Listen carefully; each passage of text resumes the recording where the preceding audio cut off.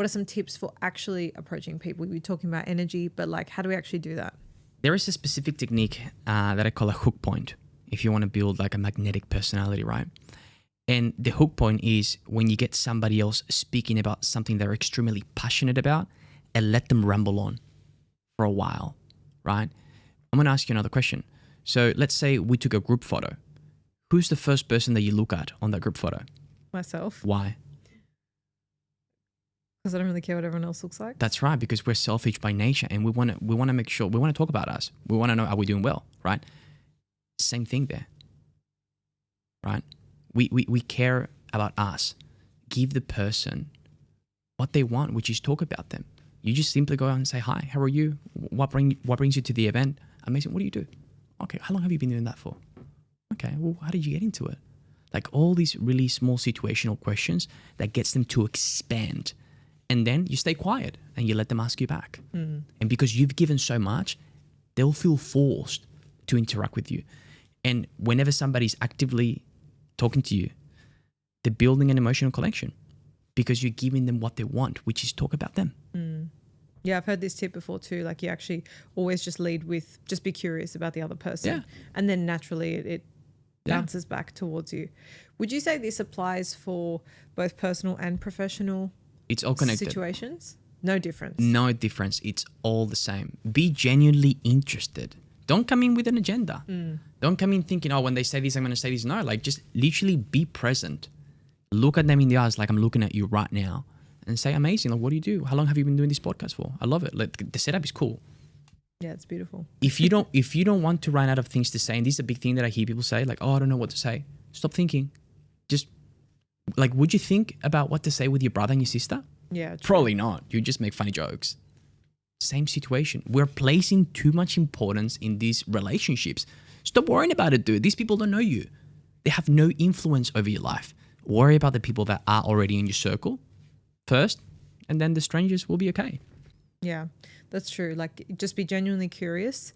Lead with just no agenda. No agenda. That's the biggest thing I learned because I used to go to networking events and not, I'm going to say quote unquote, not get anything from it. Like I wouldn't walk away with a client or something like that. And I'd be like, oh, that was a waste of time. But yeah, if Dubai's taught me anything, it's your network matters. Your network 100%. is 100% your net worth. And in a city like this where it's small and people want to connect, it's so important to just know people and know what they do because, hey, you might come to me one day and I may not be able to help you, but I actually met someone that does exactly what you're looking for. And then that's also building a relationship between me and that person because I've passed them on work.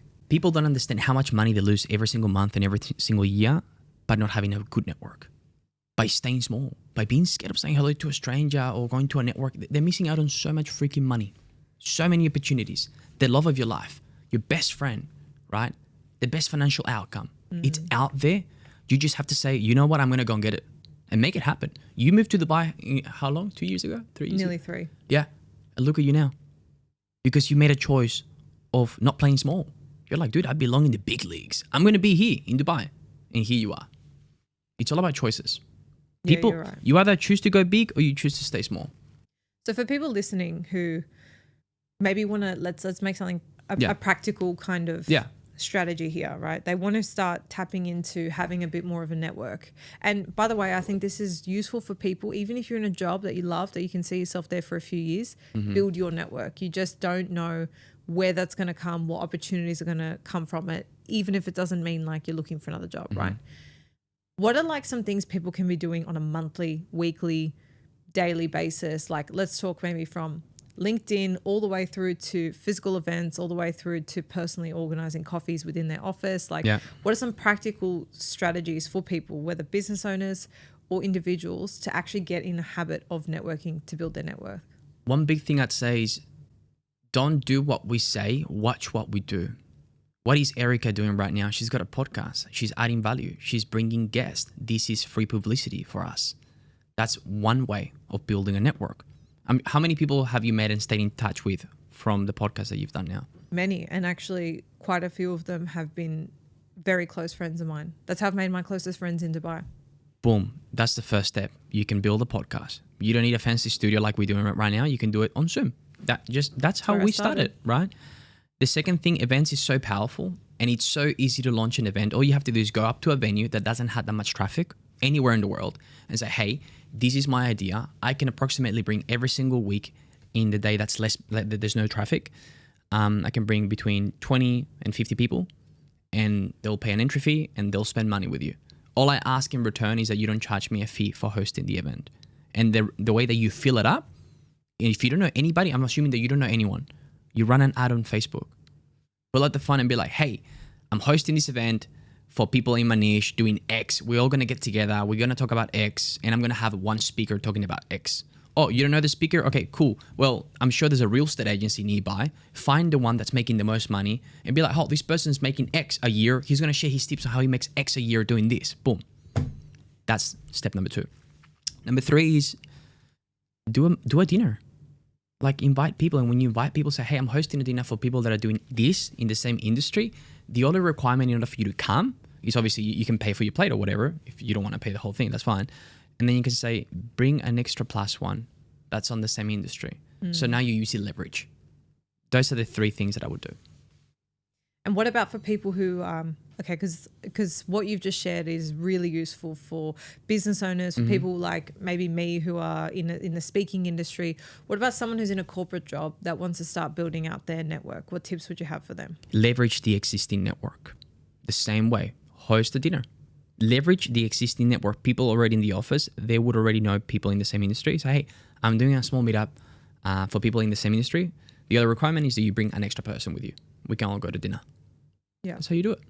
You know, it's funny. I feel I'm still wired sometimes in that corporate 9-to-5 way. Yeah. Like, I still have a lot of the thoughts as though I'm still working in that job. And something that comes to mind for me, which for the listeners, I'm not sure if this resonates with you or not, is kind of like this feeling of, well, I'm just building my own career. Why do I need to bother just genuinely adding value to other people? Like, it kind of, you have this preconceived idea, it adds no value to my career. Like, I'm climbing the corporate ladder either way. But I actually, having now been on the other side, now I have this like split thing in my head where I have that thought because I've been in that space not so long ago. But now, having networked and just seen all the random opportunities that have come up, the people that I've just met that have put me in touch with someone else, or that have given me a client, or that have networked me with somebody, or that I've been able to put in touch. Like, that doesn't need to directly impact your daily salary or the promotion you're going to get, but it adds to your fulfillment and relationship and connection, which is something that's personally a value for me. You here's what people don't understand, and I'm going to bring up to light, is you're building personal insurance. So what happens, for example, if your boss wakes up, had a fight with his wife, he's in a bad mood, he's coming to work, okay? You are a top performer at work. It doesn't matter. He's having a bad day. He says the wrong thing in front of you, right? In a meeting, it pisses you off. You want to quit, but you have no network, so you have nowhere to go. Now you're unhappy. The next 3 to 6 months, you're unhappy, right? You had an awkward interaction. You didn't know how to communicate it. Now you're stuck at a job that you don't like. And all because you have no network. See, if you had a network, you'd be able to say, hey, this guy's an asshole. Find me a new job with your boss. You guys know that I perform. Boom, you're out of there in 3 seconds. Yeah, that's true. Just like that. Your personal insurance policy, I like that. Yeah.